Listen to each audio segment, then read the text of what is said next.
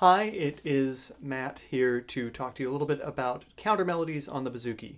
It's one of the things that is sort of the most, I don't know, mysterious, like how do you get from strumming a chord to Alec Finn? And I'm afraid I cannot tell you that, but hopefully I can give you a few ideas about how to approach playing counter melodies on the instrument. What is a counter melody? In my mind, a counter melody is when you're playing some single note stuff that is not the melody of the tune. So it is a another line that is going through. It's probably, because of the instruments, maybe in the same range as the tune, but it is not the tune itself. And it doesn't have to be. I think it's most effective when you kind of come in and out of it. It's not like you have to just write a completely new thing that goes along with the tune the whole time. But something that kind of, like, sometimes you're playing chords, then a little, a couple bars of doing some melody, I think is a really effective way of accompanying. Now, the first most important thing is you have to know the tune that you are playing along with. With the counter melody, if you're trying to do counter melodies, I think that is even more important than it usually is, and it is usually very important. So today I'm going to use the Rose and the Heather as a jumping off point, just to talk about a few ideas. So Rose and the Heather, if you don't know the tune, press stop and go learn the tune. The nice thing is you don't have to be able to play it like shedding fast, because the Bouzouki, I find, like the B part,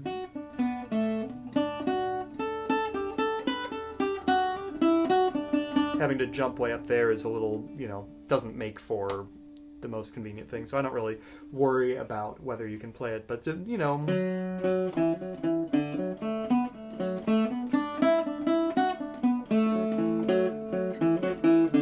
cetera, right? So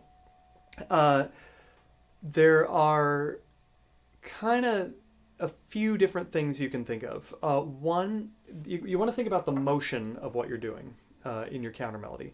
You can have parallel motion, which means you are going in the same direction as the tune. I chose this because it has that descending thing in the beginning. Da da da da da da da da. Right? That's going down. Da da da. You could do something that is also going down that doesn't start on the same place. So here's where a bit of theory helps. You need to know what key you're in. You're in the key of D. You need to know the notes of the chord. So we're playing a D chord here.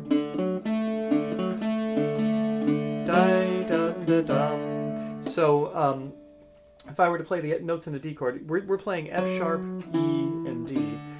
You could go up. You could play A, G, and F sharp. So that's dun dun. Well, I'll sing the one da da da dum. Da da da da da dum da da da da da dum da da dum da da dum. Right, so that's parallel motion. That means I'm going in the same direction as the melody. You could just follow along and play the whole melody up a third, but that gets a little you can't do it for too long or it starts to sound kind of dumb. Then there is contrary motion, which is going in the opposite direction of the melody. So, if the melody is going da da be da dum, I could go da da be dee dum, da da be dee dum. That might be, maybe a good place to start. Da da be dee da ba dee da da ba dee da da ba da. Now I've written the whole thing, right? Now, lest you worry that I am going to be singing along with myself the whole time, I have taken the precaution of pre-recording the melody on a little loop. So I'm going to play and do at the same time, right? So here we go. I said, here's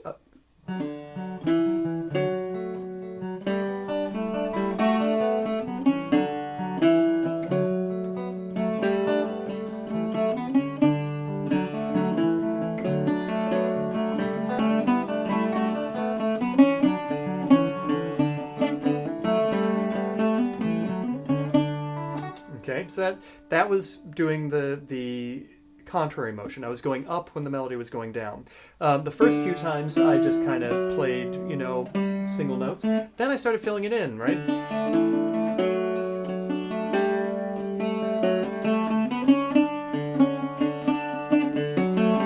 Kind of I'm doing the same basic idea, but I'm decorating a little bit in that case, right? Let's hear that. I'll do a sort of a maybe more noodly version.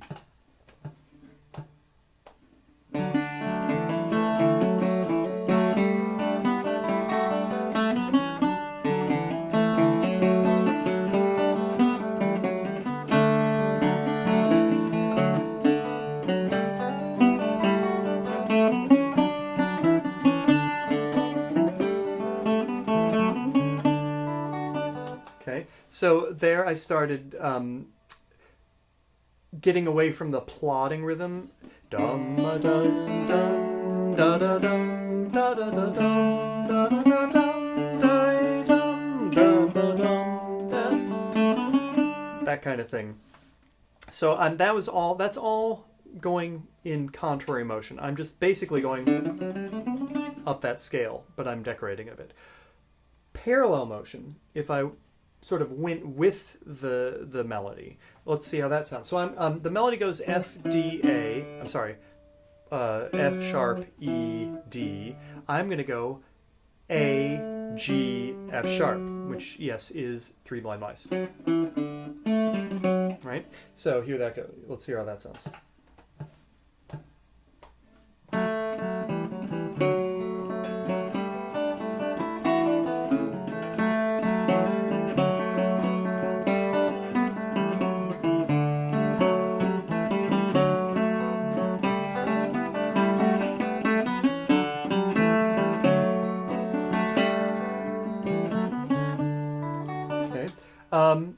A chord has 3 notes in it, so I could theoretically find notes that would work on the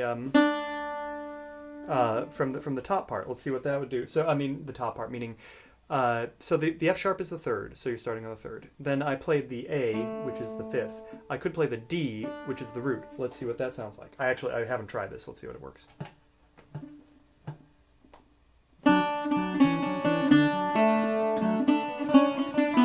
Maybe this.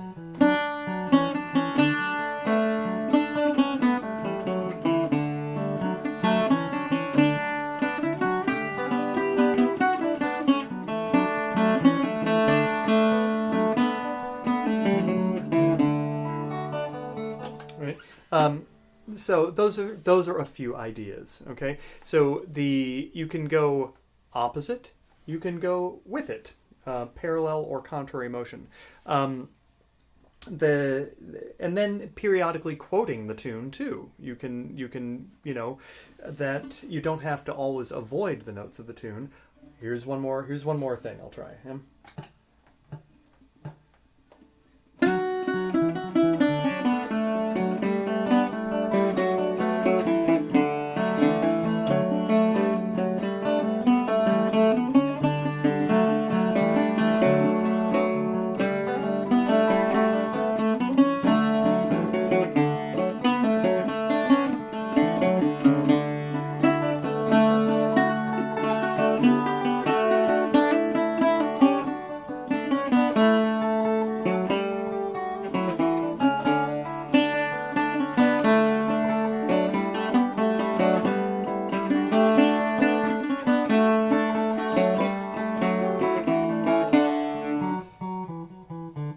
So on the B part there,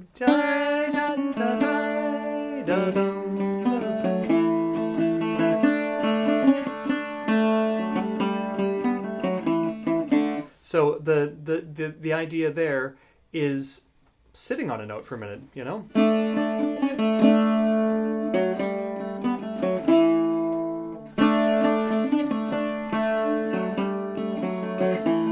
Something like that.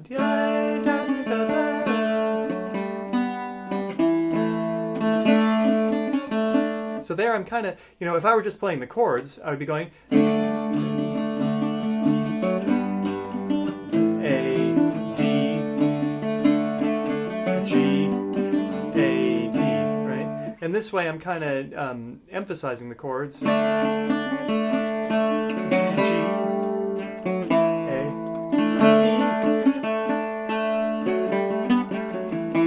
T. So I'm really thinking about making sure that I get to those chord tones too. So you got contrary motion, you got parallel motion, you've got actually quoting bits of the tune, and you've got thinking about your rhythm, or thinking about the rhythm of the line you're making, so that you sometimes sit on a chord tone, sometimes like less busy is good, right? So here, I'm going to try, I'll play one more time through, just trying to get like sort of maybe increasingly complicated. I may completely crash and burn on this, but we'll see what happens. The most important thing, again, is to know the tune really well. If you just try to noodle on a tune you don't really know, it's going to be a disaster. So, word to the wise. You know, take one tune, record yourself playing it, and then compose a counter melody. Don't try and like, it's almost harder. Well, it's the same thing as like it is harder than coming up with chords on the fly, because there's more potential for like a lot of clashy notes and stuff. So the importance of knowing the tune is paramount, will we say?